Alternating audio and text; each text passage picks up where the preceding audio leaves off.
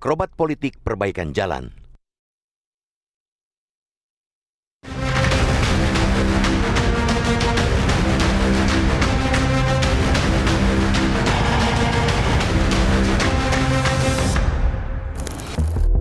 Presiden Joko Widodo populer dengan pembangunan infrastruktur di tanah air.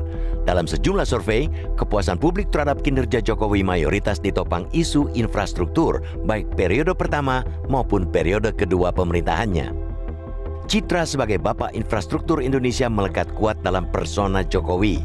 Bandara baru, jalan tol baru, kereta cepat, bendungan, serta infrastruktur megah dan modern lainnya benar-benar gencar sejak menjabat pada 2014. Bahkan, jargon pembangunan tidak lagi terfokus di Jawa saja, melainkan di seluruh daerah di Indonesia menjadi roh kebijakan infrastruktur era Jokowi. Dan mungkin memang seperti itulah Jokowi ingin ditulis dalam sejarah bangsa ini pasca dirinya lengser tahun depan sebagai Bapak Infrastruktur Indonesia. Sikap Jokowi ketika merespons jalan rusak di Lampung seakan mencerminkan bahwa tidak boleh ada infrastruktur jelek dan rusak di era pemerintahannya. Ketika pemerintah daerah tidak tanggap, Jokowi datang dengan langkah pengambil alihan. Kontroversi jelas mengiringi kebijakan akrobatik presiden tersebut. Ada yang mengapresiasi karena bertindak cepat dan tidak birokratis, tetapi ada juga yang menilai langkah Jokowi sekedar gimmick politik dan tidak mendidik bagi pemerintah daerah. Apalagi dengan datang mengendarai mobil kepresidenan Mercedes-Benz S600, menyusuri jalanan rusak parah, makin menunjukkan nuansa komunikasi politik yang kental. Pasalnya, medan untuk mobil sedan mewah semacam itu harusnya di jalanan mulus, bukan untuk inspeksi.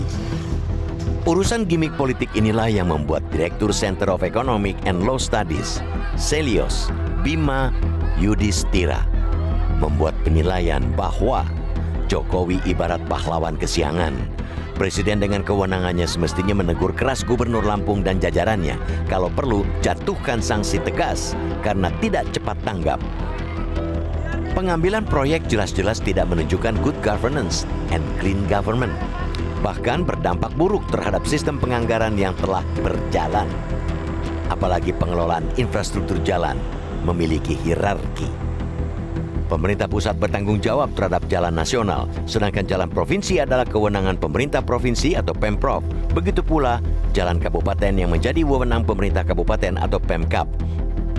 Sekali lagi, kebijakan Jokowi di Lampung bakal menjadi presiden buruk. Artinya, tidak ada sinkronisasi dalam pengelolaan infrastruktur, padahal proses penganggaran di pemerintahan memiliki sarana untuk menyatukan program pemerintah termasuk kebijakan infrastruktur lewat musyawarah perencanaan pembangunan nasional.